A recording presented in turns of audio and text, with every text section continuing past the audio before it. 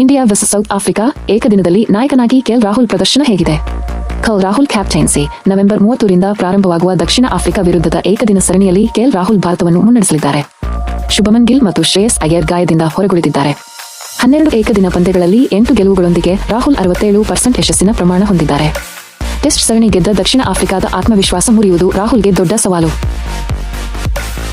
ಶುಭ್ಮನ್ ಗಾಯದಿಂದಾಗಿ ಹಲವು ವರ್ಷಗಳ ನಂತರ ಕೆಎಲ್ ರಾಹುಲ್ಗೆ ಮತ್ತೊಮ್ಮೆ ನಾಯಕತ್ವದ ಜವಾಬ್ದಾರಿಯನ್ನು ನೀಡಲಾಗಿದೆ. ಆದಾಗ್ಯೂ ಏಕದಿನ ಮಾದರಿಯಲ್ಲಿ ಕೆಎಲ್ ರಾಹುಲ್ ಎಷ್ಟು ಪಂದ್ಯಗಳಲ್ಲಿ ಭಾರತ ತಂಡವನ್ನು ಮುನ್ನಡೆಸಿದ್ದಾರೆ? ನಾಯಕನಾಗಿ ರಾಹುಲ್ ಎಷ್ಟು ಯಶಸ್ವಿಯಾಗಿದ್ದಾರೆ ಎಂಬುದರ ವಿವರ ಇಲ್ಲಿದೆ.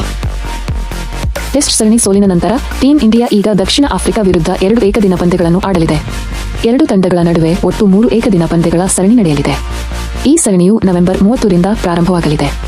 ಶುಭಮನ್ ಗಿಲ್ ಅನುಪಸ್ಥಿತಿಯಲ್ಲಿ ಅನುಭವಿ ಬ್ಯಾಟ್ಸ್ಮನ್ ಕೆಎಲ್ ರಾಹುಲ್ ಭಾರತೀಯ ತಂಡವನ್ನು ಮುನ್ನಡೆಸಲಿದ್ದಾರೆ.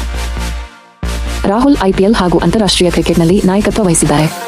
ಆದಾಗ್ಯೂ ರಾಹುಲ್ಗೆ ಏಕದಿನ ಕ್ರಿಕೆಟ್ನಲ್ಲಿ ನಾಯಕತ್ವದ ಹೆಚ್ಚಿನ ಅನುಭವವಿಲ್ಲ. 12 ಏಕದಿನ ಪಂದ್ಯಗಳಲ್ಲಿ ಭಾರತವನ್ನು ಮುನ್ನಡೆಸಿರುವ ರಾಹುಲ್ 8 ಪಂದ್ಯಗಳಲ್ಲಿ ಭಾರತವನ್ನು ಗೆಲುವಿನತ್ತ ಮುನ್ನಡೆಸಿದ್ದು 4 ಪಂದ್ಯಗಳಲ್ಲಿ ಸೋಲನುಭವಿಸಿದ್ದಾರೆ. ನಾಯಕನಾಗಿ ಏಕದಿನ ಕ್ರಿಕೆಟ್ನಲ್ಲಿ ರಾಹುಲ್ ಅವರ ಗೆಲುವಿನ ಶೇಕಡಾವಾರು 67ರಷ್ಟಿದೆ. ದಕ್ಷಿಣ ಆಫ್ರಿಕಾ ತಂಡವು ಭಾರತವನ್ನು ಟೆಸ್ಟ್ ಸರಣಿಯಲ್ಲಿ 2-0 ಅಂತರದಿಂದ ವೈಟ್ ವಾಶ್ ಮಾಡಿದೆ.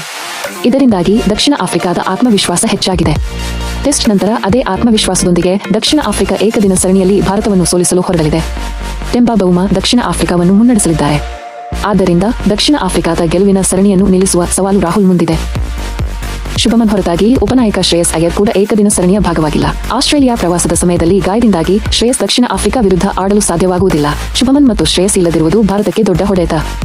ಆದಾಗ್ಯೂ ವಿರಾಟ್ ಕೊಹ್ಲಿ ಮತ್ತು ರೋಹಿತ್ ಶರ್ಮಾ ಜೋಡಿಯಿಂದ ರಾಹುಲ್ಗೆ ಸಹಾಯ ಸಿಗಲಿದೆ. ದಯವಿಟ್ಟು ಲೈಕ್, ಕಾಮೆಂಟ್, ಶೇರ್ ಮತ್ತು ಸಬ್ಸ್ಕ್ರೈಬ್ ಮಾಡಿ.